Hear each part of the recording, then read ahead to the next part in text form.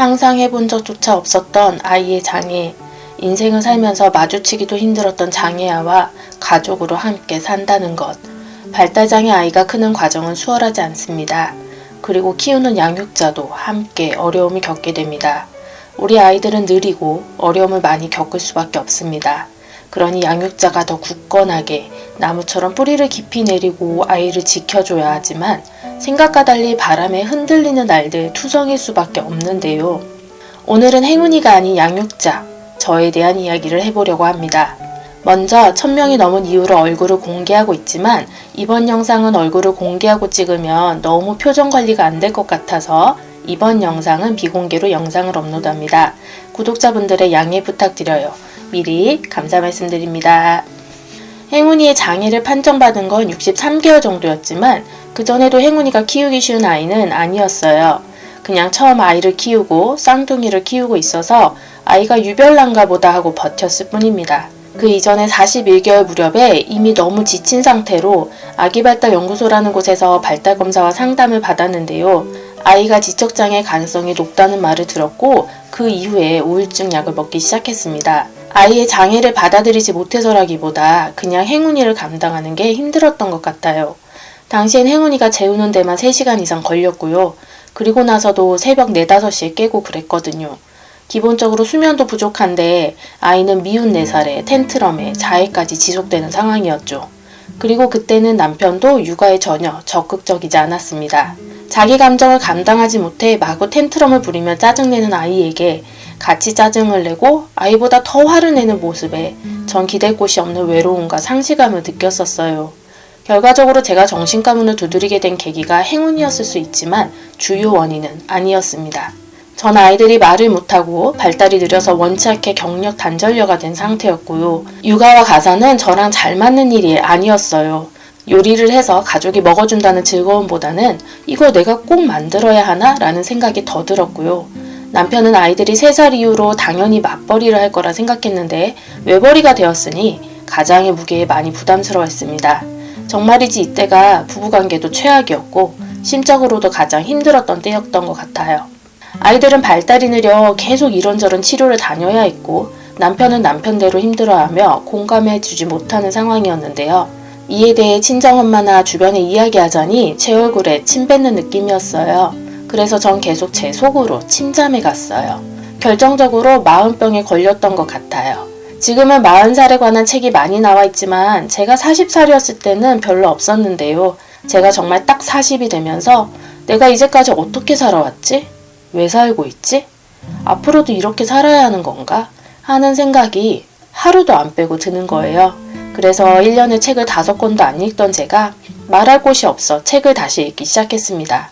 제가 찾을 수 있는 선에서 열심히 육아, 심리, 삶의 의미에 대한 책들을 봤습니다. 어느 날인가 남편과 이야기를 하다가 나도 차라리 애를 안 보고 출근했으면 좋겠다. 차라리 내가 나가서 돈을 벌 테니까 당신이 육아를 할래? 라고 농담조로 말을 한 적이 있어요. 당시엔 투정 부리듯 이야기한 거였고 어우 그러느니 차라리 내가 일할래 라는 말을 기대했던 것 같아요. 그런데 남편의 대답은 나가서 돈 벌어도 당신이 나보다 못 벌잖아 라는 거였어요. 물론 깊이 생각하지 않고 한 대답이었겠지만 한때 남편보다 잘 벌었던 저는 이제 나가서 일해도 원하는 만큼 돈을 벌 수 없는 경단녀에 불과하게 된 거였어요. 그리고 전 고등부 수학 강사였기에 앞으로도 그 시간에 나가서 일을 할 수도 없을 거였고요. 너무 서러웠어요. 똑같은 대학을 나왔고 똑같은 직업을 가졌었는데 나만 더 힘들게 시험관을 통해 아이를 가지고 나만 더 힘들게 육아하고 집안일하고 그런데 가사와 육아는 돈으로 보이는 생산직이 아니라 인정받지 못하는 기분이었어요. 평소 남편은 항상 힘들겠다라고 해주었지만 막상 내가 나가서 돈을 벌어오길 바라는 거구나. 가사와 육아에 내가 돈까지 벌어오기를 바라는구나 라는 생각에 절망감이 느껴졌습니다. 그래서 해서는 안 될 생각들도 한 적이 있어요. 그래서 약을 먹기 시작한 거고요. 그래서 약을 먹고 조금 나아진 후에 한 생각은 결국 내가 능력을 갖춰야 당당해질 수 있겠다라는 거였어요. 이전의 직업을 다시 시작할 수는 없는 상황이 되었기에 전 새로운 직업을 찾아야 했습니다.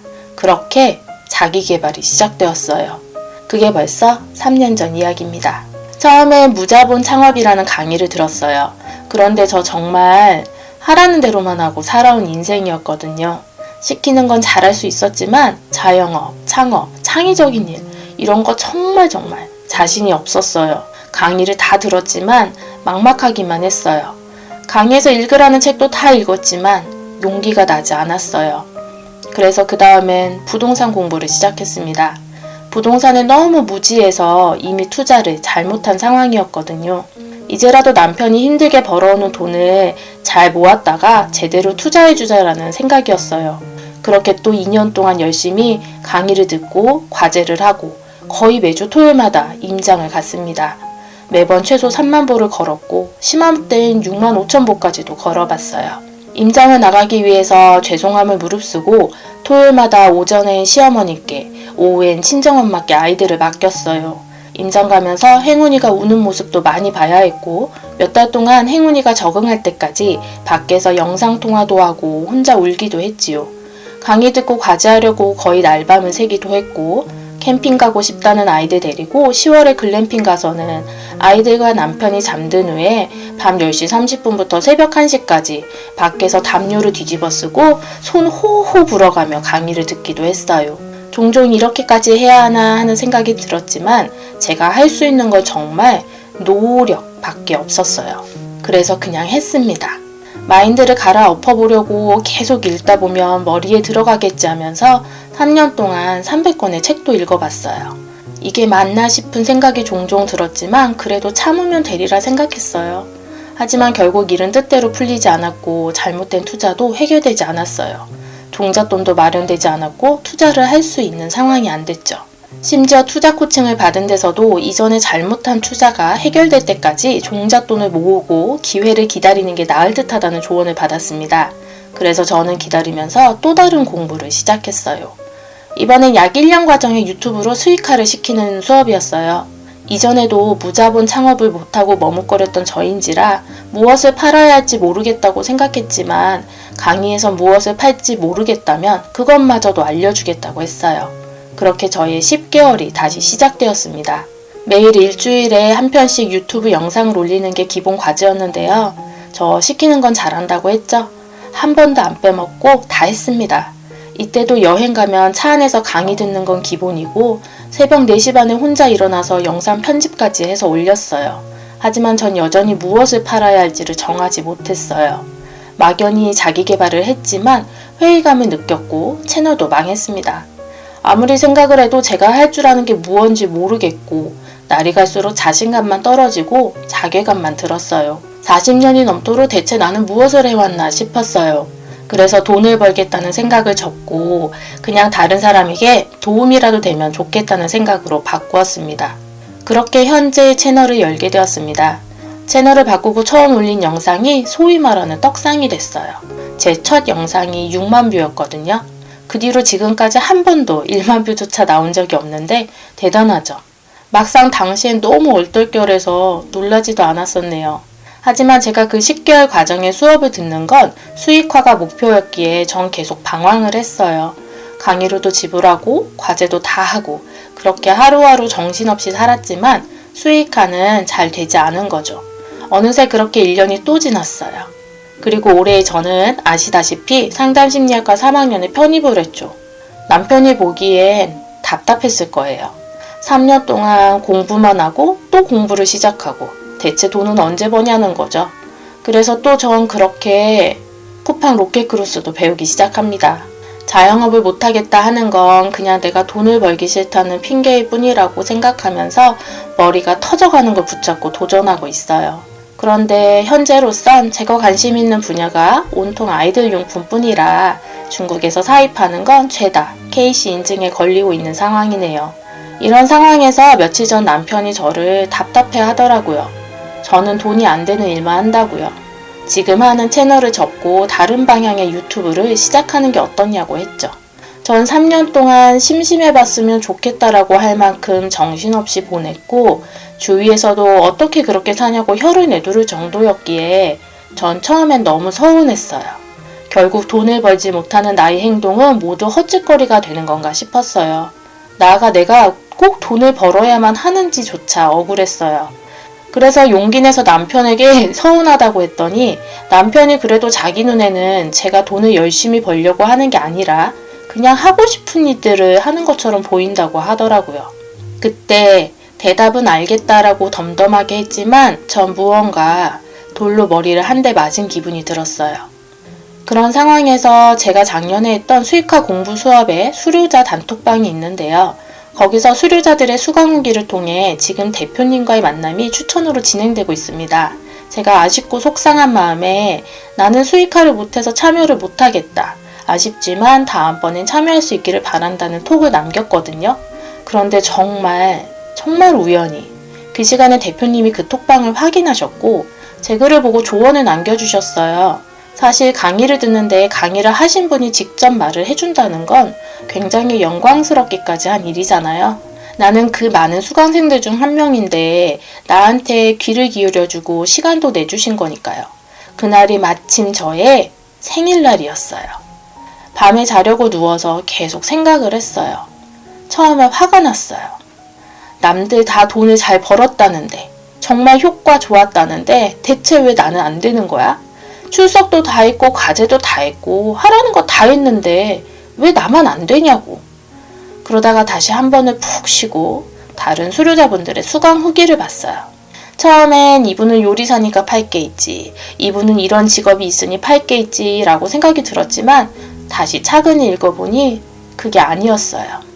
남편의 말과 대표님의 말을 계속 곱씹어보고 단톡방의 다른 분들의 말을 다시 살펴봤어요. 그리고 그분들의 말이 맞다는 걸 깨달았어요. 전 꼭 수익을 창출하고 말 거야 라고 하고는 사실 보이는 노력만을 한 거였어요.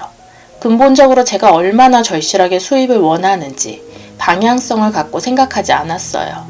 말로는 부담스럽다고 하면서 당장 벌지 않으면 안 되는 남편만큼 가장의 무게를 짊어지지 않았고, 나는 장애가 있는 아이를 포함해 쌍둥이 육아에 가사에 공부도 하니까, 그리고 돈을 벌기 위해서 계속 배우고도 있으니까 라며 스스로를 핑계로 무장하고 있었어요. 남들이 애 보는 것만도 너무 힘들 텐데 어떻게 그렇게 애쓰며 살고 있냐고 대단스러워하는 걸 마음 한편에서 위로처럼 생각하고 있었을지도 모르겠어요. 돈은 개처럼 벌어서 정승처럼 쓰라고 했는데 전 돈을 정승처럼 벌고 싶었나 봐요. 열심히 산다고 했는데 열심히 사는 것처럼 보이고 싶었나 봐요.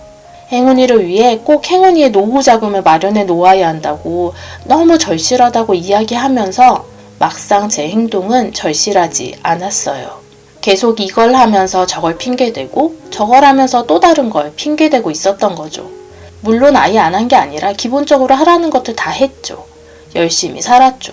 하지만 삶이 기본만 한다고 돈을 벌 수 있는 게 아니잖아요. 결국 스스로 방향성을 정하고 얼마나 절실함을 쏟아내느냐의 보상으로 돌아오는 게 수익인데 어찌 보면 전 절실함을 가장하고 있었나 봐요.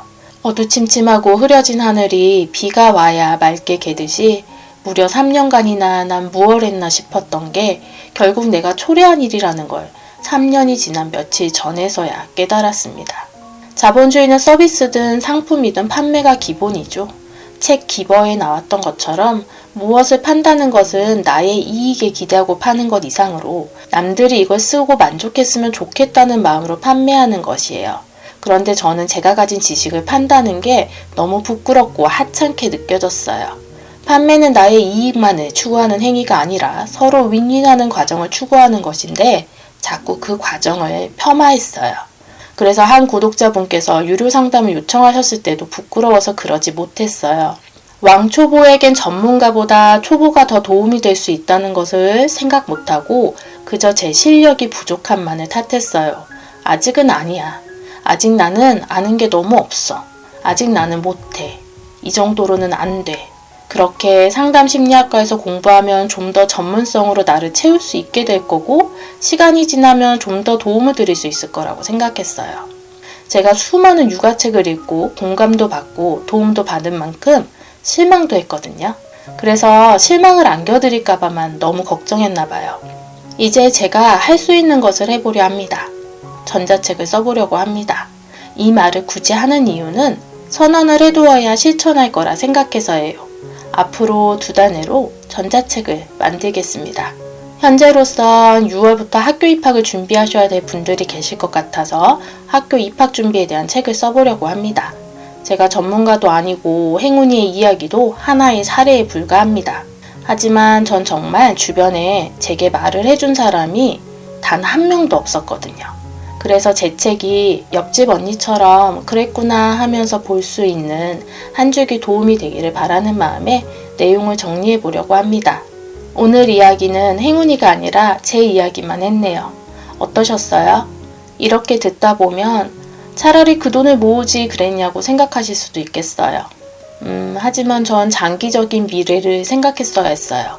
행운이가 커감에 따라서 내가 더 나이 들기 전에 내가 나이 80까지 할 수 있는 직업을 생각했어야 했어요. 당장 모으는 돈도 귀중했지만 장기적으로 저에겐 직업이 필요했습니다. 그래야 제가 최대한 오래 돈을 벌 수 있을 테니까요. 최대한 행운이가 덜 힘들도록 기반을 닦아주고 싶은 건 맞습니다. 그리고 억울해하지 않게 쌍둥이 행복이도 같이 챙겨줘야겠죠? 전 사실 아직은 먼 미래지만 행운이가 자립해서 결혼도 하고 아기도 낳았으면 좋겠어요. 그리고 그 아기도 제가 돌봐주고 힘낼 수 있게 경제적 기반도 닦아주고 싶은 거고요. 그러려면 오래오래 일해야 하잖아요. 저 이제 40대 중반인데 아직 45년은 더 일해야 하지 않겠어요? 그러니 앞으로 5에서 10년은 새로운 직업을 찾고 새롭게 배우는 것에 최대한 도전해 보려고요.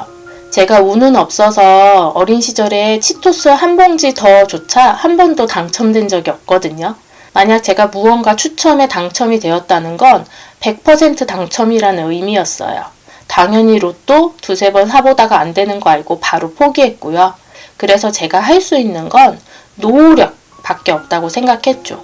그럼에도 불구하고 돌이켜보면 노력까진 아니고 노력 수준에서 많이 이루어낸 것 같아요.